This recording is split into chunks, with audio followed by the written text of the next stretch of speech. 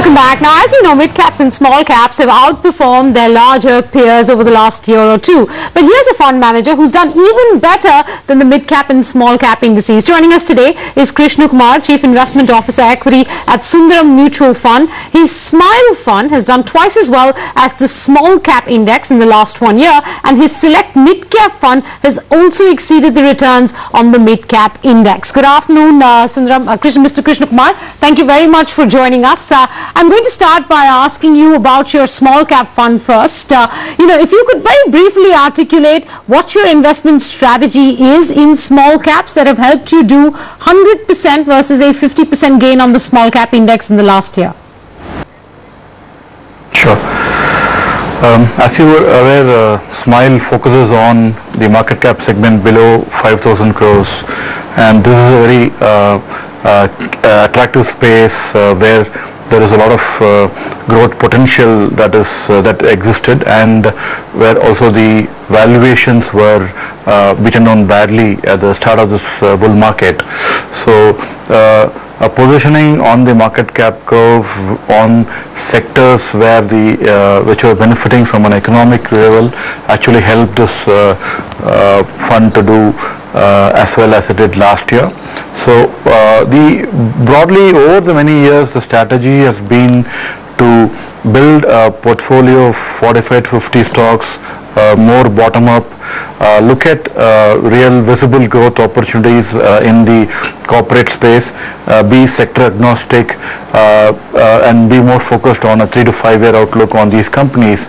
And this we've been able to do it because of the strong focused internal research team, which goes beyond just sell side research, but works on meeting more companies directly, and building a lot of conviction on stock ideas and growth outlook for the various companies that we have invested. So this gives us ability to identify stocks which are quite small in terms of size, but have potential to exhibit focused on a sectoral allocation, Mr. Krishnakumar? Is it a sectoral allocation? So you've given weightage to certain sectors and they are predominant in your portfolio, if I may ask that question? Because that's not evident from your top 10 picks. They're a fairly diversified set of stocks in your top 10 picks. Yeah, sector weights are a resultant of the stock selection that we do. Okay. So as I told you, the portfolio is an absolute return product. In that sense, we look at stocks from a growth perspective, and it's more bottom up in terms of stock selection. So whatever stocks that pass the filter in terms of the growth potential and the valuations and suit our style of investment get in, and hence we do not look at per se sectoral weights. And okay, I get that. You mentioned valuation, and I just want to put a question to you on how you sort of view the rise we've seen in small cap stocks over the last year or two, and whether because of that or resultant to that, you've thought it prudent to maybe book profits in some stocks that you may have invested in 16, 18 months ago, and whether what we see today as your top 10 stocks is a result of some churn in the portfolio in the last 6, 8 months, or have you held on to the stocks that you invested in a year or two ago? To a large extent, we've held on to most of the stocks that we owned about 18 months ago. Though we added some, and few have gone out on profit booking, but it's been more or less held through. And the reason is, if you look at 2003 to 2008, when the last big uptick in the economy happened, we saw that the BSE small cap index returned about 1500% compared to about 600% and below for Sensex. And even at the end of the first year, one would have thought that the small and mid caps have rallied aggressively and probably were ripe to be kind of exited. But I think the story is quite long and much more attractive as we hold on, because in the rest of the 4 to 5 years of growth that we do see in the country, we see the small caps growing substantially at higher earnings growth rates than the larger companies, and we believe that investors who have risk appetite would do well to kind of hold over a 3 to 5 year perspective in these kind of small mid cap funds. Okay, Mr. Krishnakumar, Krishnakumar, hi, good afternoon. Two sectors that stand out. One is auto ancillaries and the other is chemicals. You have stocks like UPL, SRF quite prominently in your two funds. Is there anything particular that makes you bullish on these sectors, and would you look to actually increase your exposure in some of these stocks? If you look at the auto ancillaries,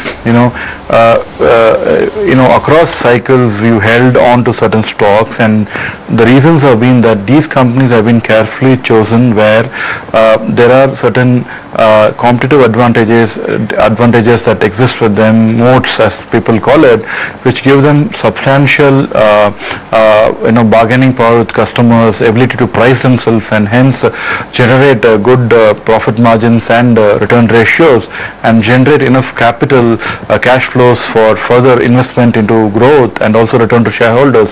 So this has been the kind of approach that we've used while we kind of went about buying most of the stocks, and particularly in the auto component space. On the agrochem, the chemical space, there is a lot of value in some of the chemical names that you are mentioning, where we did believe that the companies are going through substantial transformation in their own businesses, from being just local to more global, and diversifying into new products, etc., like some of the top holdings that you mentioned. So there is a lot of growth potential which looked like being unlocked over the next 3 to 5 years, and that's why we kind of added and held on to these positions and still remain quite positive on these exposures. Indeed, and stocks have done well. Both SRF and UPL have done remarkably well.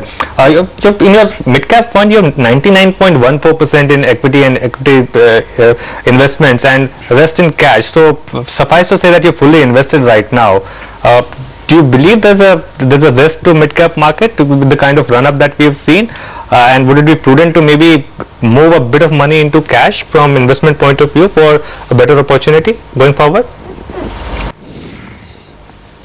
I would like to think that the earnings growth trajectory for mid and small caps is actually gaining far more traction than the larger companies. The operating leverage is definitely kicking in for many of them as we speak, and we are seeing that a lot of them will be big beneficiaries of the rate cuts that we are seeing, and also the easing working capital cycle as the economy starts to turn up to a higher growth rate. So we do see that in the fourth quarter and in the next 4 quarters, these small mid caps will demonstrate higher earnings growth than their larger counterparts, and hence we think that it's probably prudent to kind of hang on there and not try to time these stocks to the perfection. So I think when we do look at a 3-year perspective, I think some of these things, disappointments here and there, will also not matter at all, if there are any.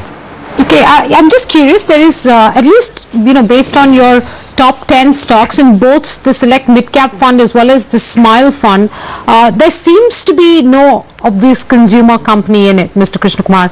Have you stayed away from that space altogether? I think the only link I can draw is maybe Hindustan Sanitary Ware to that extent, if at all. But otherwise, have you stayed away from consumer plays, traditional consumer plays? If you look at FMCG as consumer, as you mentioned, I think we've been underweight that sector in these products.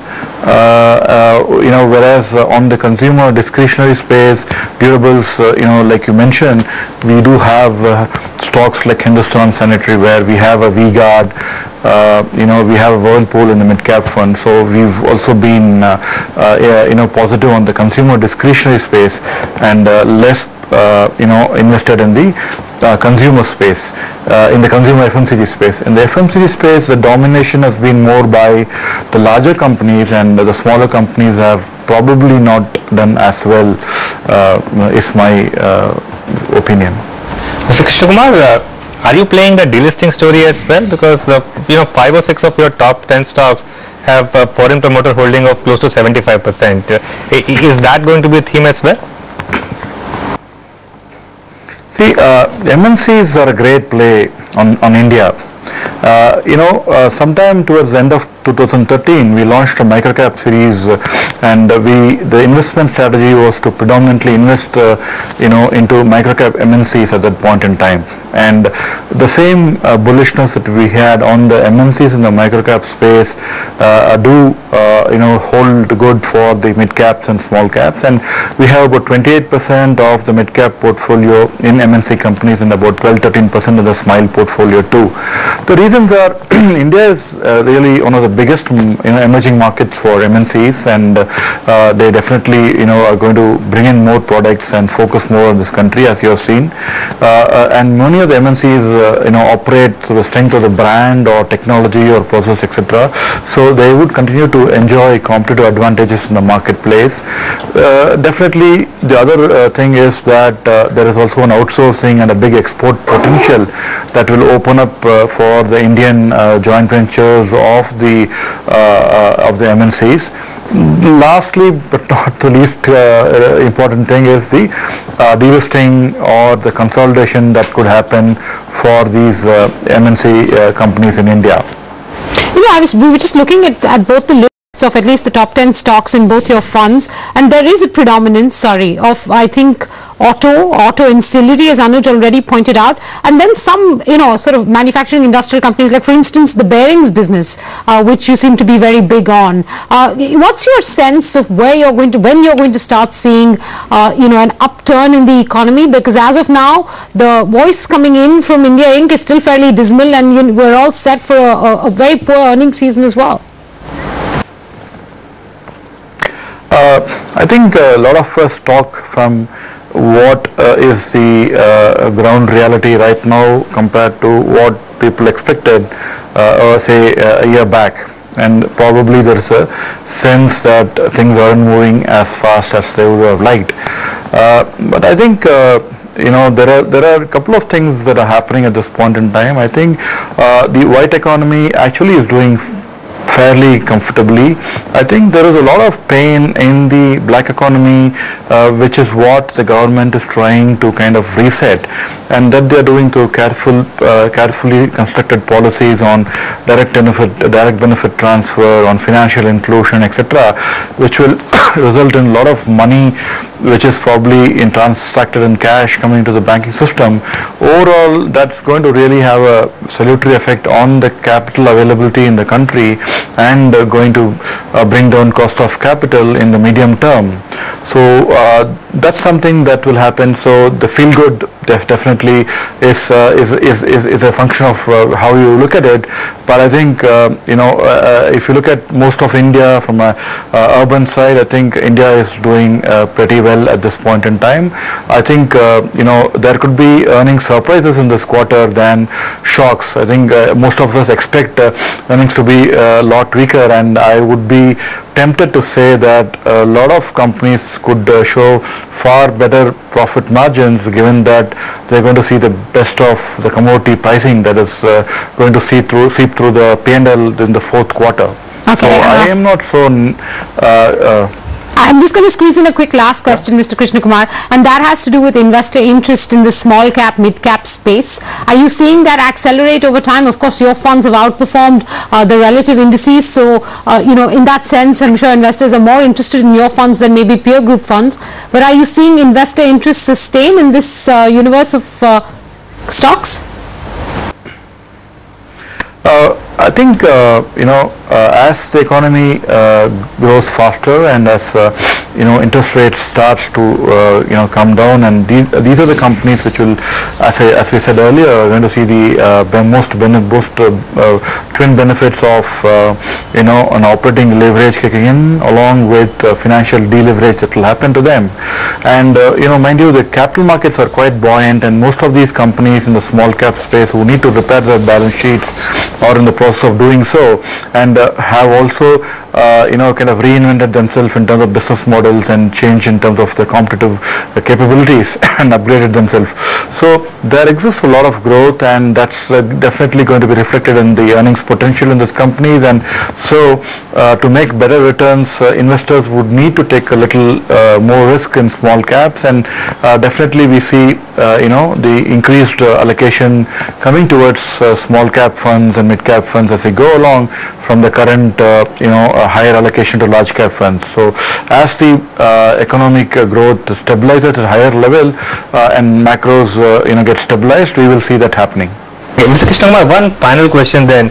Any challenge to exit some of these stocks because liquidity could be an issue? So what kind of benchmark do you employ for exits in some of these stocks? So valuations are the key triggers basically, and whenever we think a stock has hit a fair value, we review the basic assumptions that we made and try to look at the stock afresh and take a call. So if we believe that the stock is really overshot valuations from a longer term, we do exit. One of the other fundamental things is that if there's any change in the environment or any change in the triggers that we kind of expect for the stock from a fundamental basis in terms of growth or margins, etc., then we do take a call to review the stock and look at exiting from the portfolio. All right. However, we generally, if you have seen, we've been investors, type of fund managers who've been holding stocks from a 3 to 5 year perspective, and most of the top 20 stocks in the portfolio would be having an average life of about 3 to 4 years in the fund. Do you expect that your funds will do just as well in the year to come as they have in the last year, or will you expect that performance will be a little less buoyant, so to speak, because most of the gains have already been had?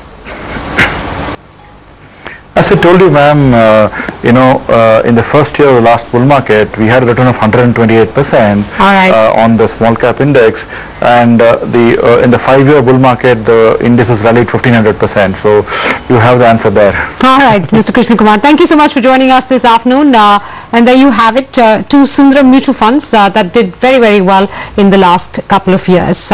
Now, our closing bell money control question of the day. Indeed, and that has to do with the rate cut news. SBI, HDFC cut home loan rates by 10 to 20 basis points